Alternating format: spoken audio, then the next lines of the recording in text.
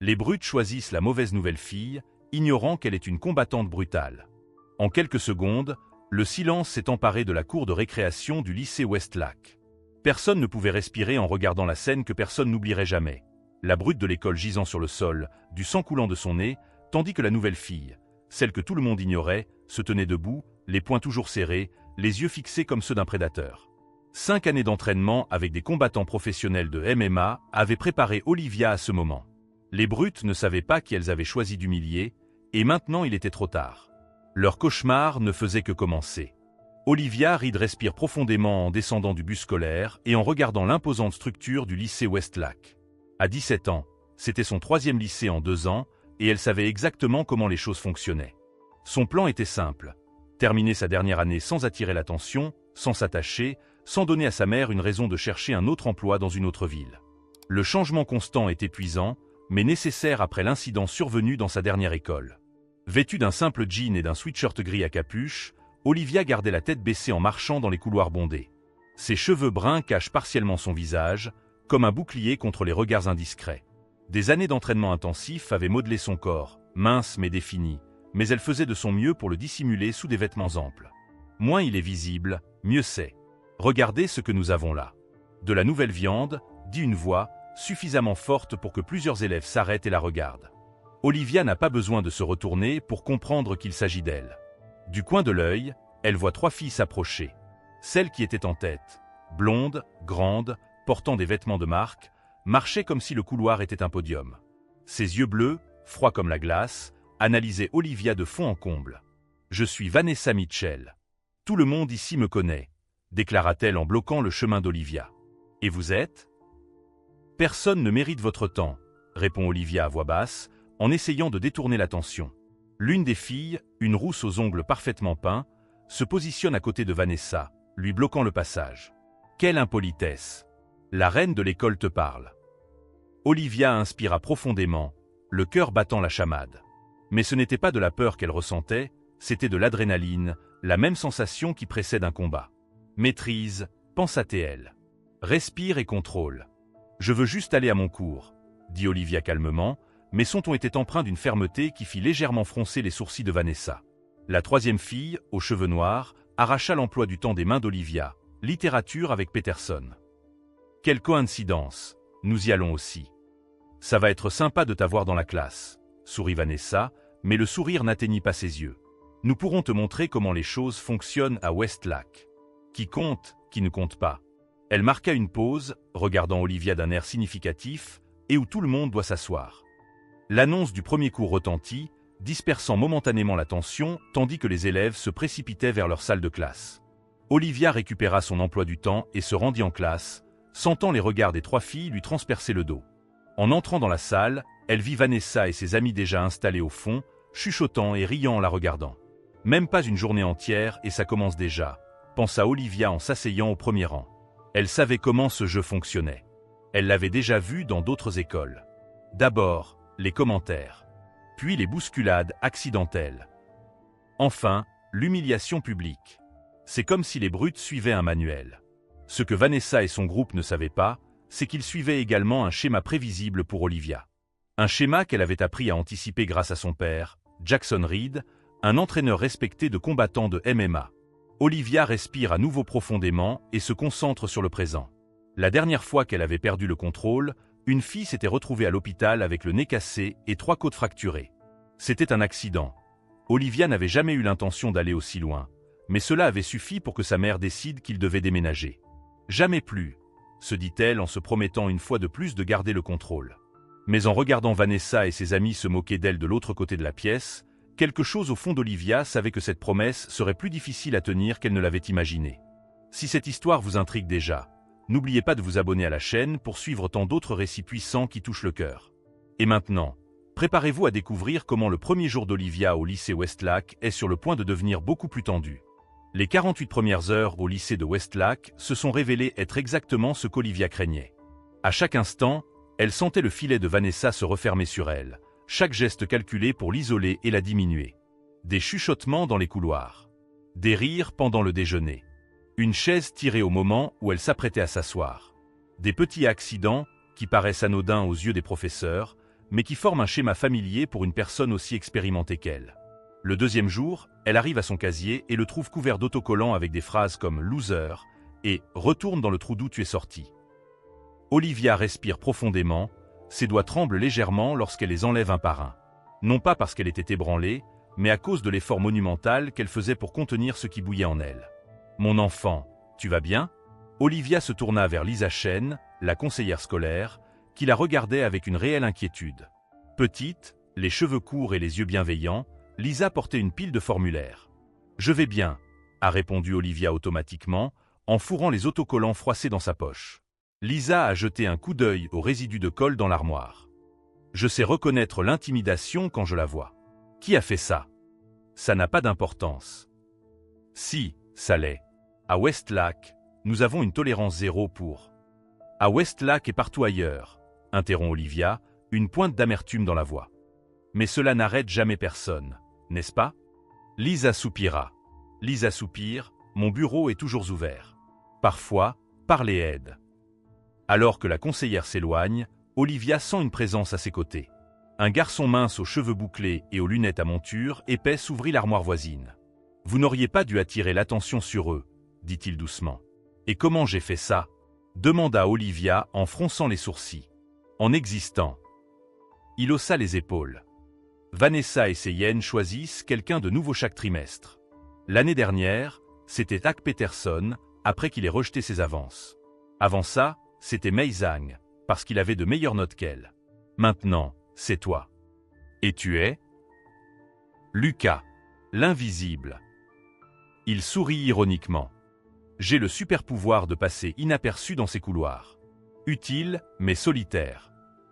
Olivia sourit presque, ce qui était rare ces derniers temps. Et pourquoi brisez-vous votre déguisement pour me parler? Parce que j'ai vu la façon dont vous les regardez. Ce n'est pas de la peur. Lucas baissa la voix. C'est du calcul. Comme un prédateur qui étudie sa proie. Contrairement à ses autres cibles. Avant qu'il ne puisse répondre, une détonation retentit lorsque son casier fut violemment refermé. Blake Thomas, le capitaine de l'équipe de football et petit ami de Vanessa, s'appuya contre les casiers, lui bloquant le passage. « Tu parles au perdant, Brainiac. » Blake ricana en direction de Lucas, qui baissa immédiatement le regard. « Attention, sa bizarrerie pourrait être contagieuse. »« Laisse-moi tranquille, Blake, » marmonna Lucas en essayant de s'éloigner. Blake poussa l'épaule de Lucas, le faisant trébucher. Ou quoi, Einstein? Olivia sentit tout son corps se tendre. Sans réfléchir, elle fit un pas en avant, se plaçant entre Blake et Lucas. Arrête. Le mot était bas, mais chargé d'une autorité qui fit scier Blake de surprise. Regarde, la nouvelle a du cran. Blake se pencha, son visage à quelques centimètres du sien. Tu ne sais pas comment les choses fonctionnent ici, alors je vais t'expliquer. Je commande, tu obéis. Olivia n'a pas reculé. Ses yeux sombres rencontrèrent les siens sans hésitation. Dernière chance. Reculer.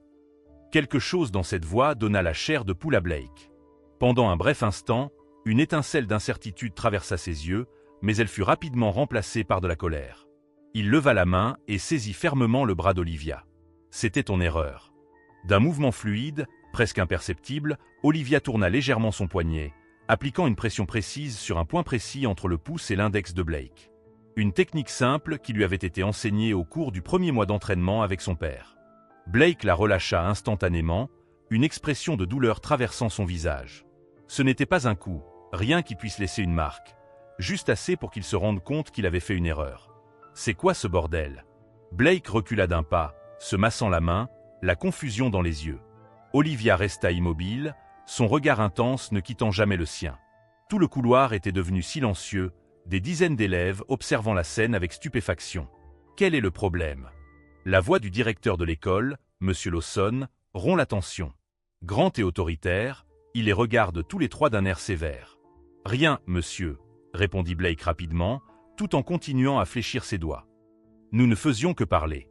Alors que le directeur s'éloigne, Blake se penche vers Olivia, sa voix est un murmure menaçant. « Vous venez de faire une grosse erreur. Personne ne se moque de moi ou de Vanessa et ne s'en tire comme ça. » Plus tard, pendant le déjeuner, Olivia mangeait seule jusqu'à ce que Lucas pose silencieusement son plateau à côté d'elle. « Tu ne devrais pas t'asseoir à côté de moi, » prévient Olivia, ça ne ferait qu'empirer les choses pour toi. Je suis déjà invisible, dit Lucas en mordant dans sa pomme. Que as-tu fait de sa main? Blake avait l'air vraiment effrayé. Olivia hésita avant de répondre, mon père est entraîneur de MMA.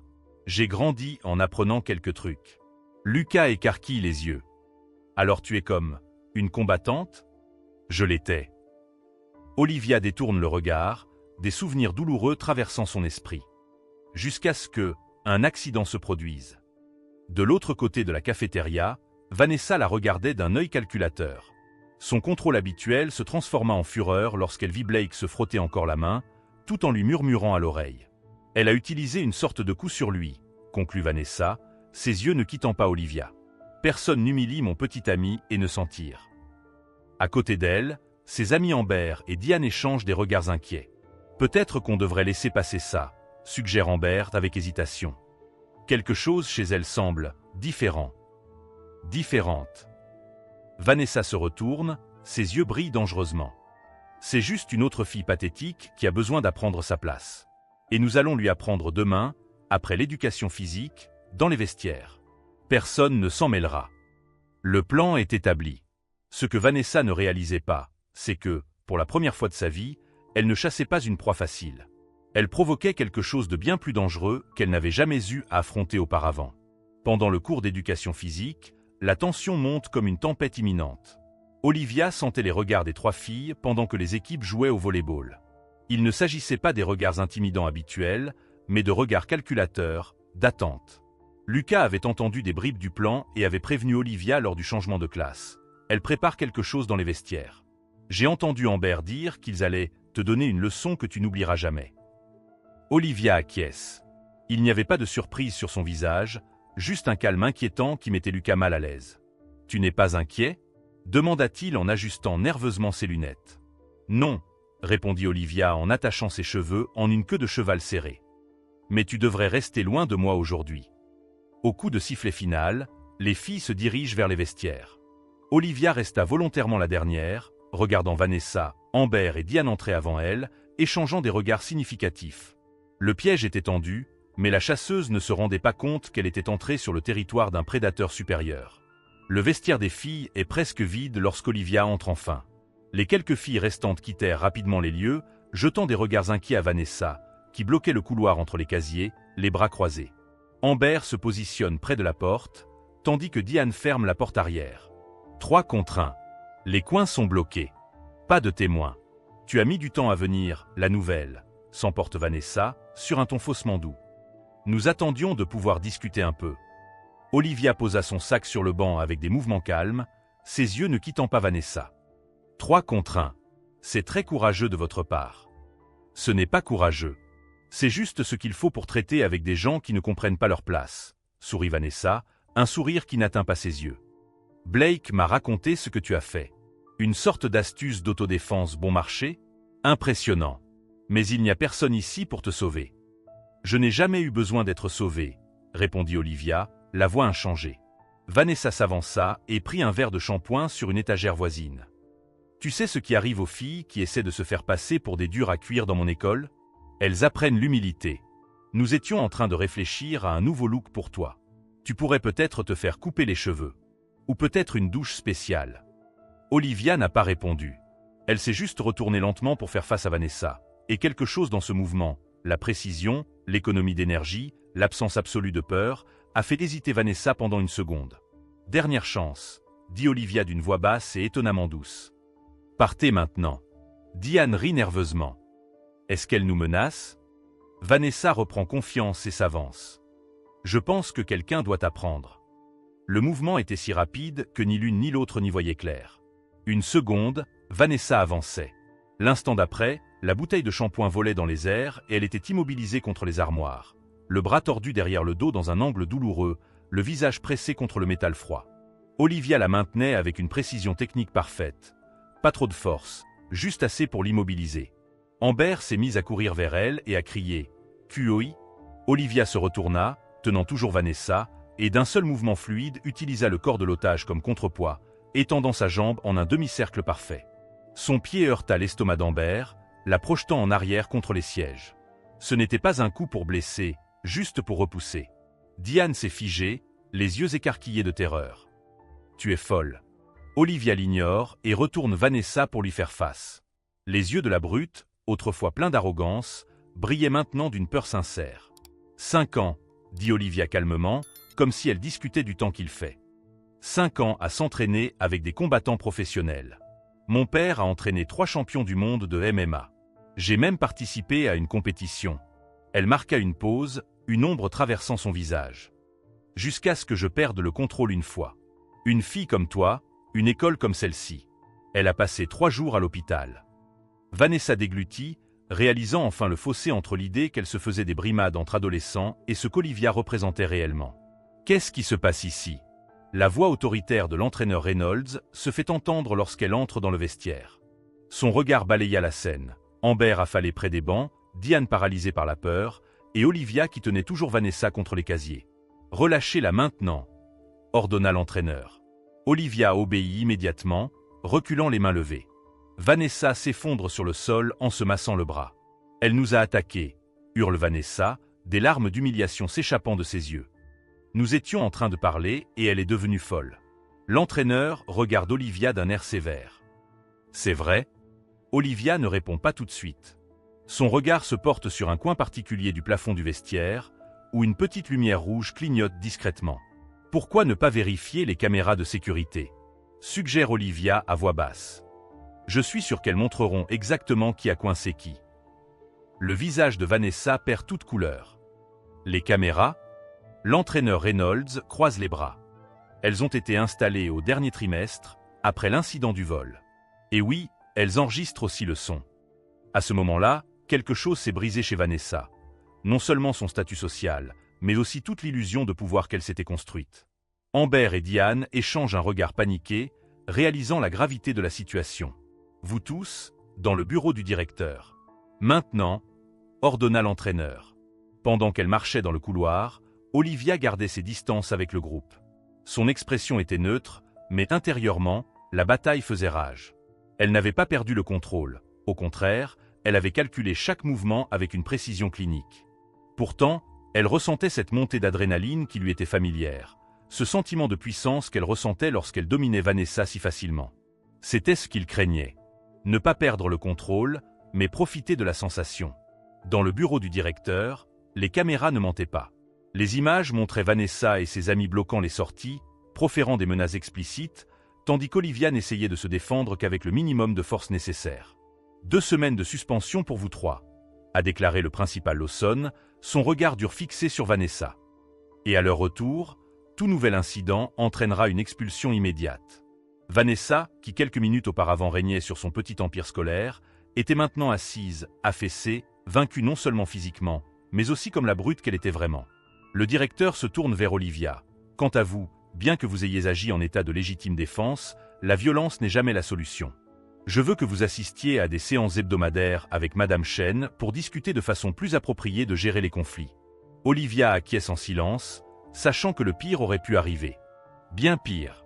Lorsqu'elle quitta le bureau, elle trouva Lucas qui attendait anxieusement dans le couloir. « J'ai entendu des rumeurs. On dit que tu les as battus tous les 3 sans transpirer. » « Ne crois pas tout ce que tu entends, » répondit Olivia, mais un petit sourire s'échappa. « Alors c'est vrai?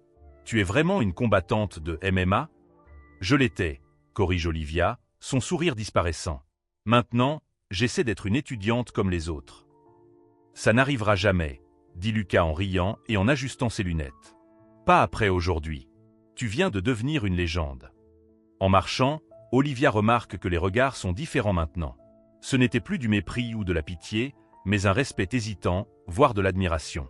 Elle avait brisé le règne de terreur de Vanessa avec une précision chirurgicale, et tout le monde le savait. 2 semaines plus tard, le couloir de West Lacaille respirait différemment. L'air semblait plus léger, comme si tous les élèves avaient été libérés d'un poids invisible.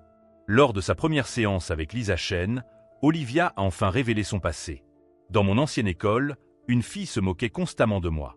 Quand elle m'a coincé avec ses amis, j'ai perdu le contrôle. 3 côtes cassées, le nez fracturé, une commotion cérébrale. Lisa acquiesce sans jugement. Et comment vous êtes-vous senti après? J'ai eu peur. Pas à cause des conséquences, mais parce que j'aimais me sentir puissant. Et avec Vanessa? demande Lisa. C'était pareil. Olivia secoue la tête. Non. Cette fois, c'était différent. J'ai gardé le contrôle total. Je n'ai utilisé que ce qui était nécessaire. Quelle est la différence? La maturité. Mon père disait toujours que la vraie force n'est pas de vaincre son adversaire, mais de savoir exactement quelle puissance utiliser. Olivia croise le regard de Lisa. Avant, je me battais par colère. Maintenant, je me bats pour protéger. À la cafétéria, Olivia n'est plus seule. Lucas est là, ainsi que d'autres élèves, certains anciens cibles de Vanessa, d'autres simplement curieux. Vous devriez donner des cours d'autodéfense, suggère Maya, une jeune fille qui, auparavant, pouvait à peine marcher dans les couloirs. Sérieusement, je paierai. Lucas acquiesce avec enthousiasme. Un club après l'école. L'entraîneur Reynolds soutiendrait l'idée. Olivia sourit, se surprenant elle-même. Il y a 15 jours, elle voulait juste être invisible. Aujourd'hui, quelque chose en elle était en train de changer. Lorsque Vanessa, Amber et Diane sont revenus, son empire s'était déjà effondré. Blake avait rompu avec Vanessa pendant sa suspension. Plus personne ne craignait son jugement. Lorsqu'elle croisa Vanessa dans le couloir, Olivia remarqua quelque chose de surprenant. La blonde baissa les yeux, essayant de détourner le regard. Olivia lui touche doucement le bras. « Je ne te déteste pas. Et je ne veux pas que tu vives dans la peur. Cela ne ferait que perpétuer le cycle que tu as créé. » Vanessa a cligné des yeux, confuse. « Pourquoi es-tu gentil avec moi? Parce que je sais ce que c'est que de blesser les autres pour se sentir fort. Et je sais ce que c'est que de découvrir qu'il existe une autre sorte de force. » Dans le gymnase, plus de 20 élèves attendent la première réunion du club d'autodéfense. Olivia regarde le groupe et réalise que son pouvoir, utilisé de manière responsable, peut faire bien plus que protéger, il peut transformer. Ce que je vais vous apprendre n'a rien à voir avec le fait de blesser, d'humilier ou de se venger, explique-t-elle. Il s'agit de trouver la force en soi.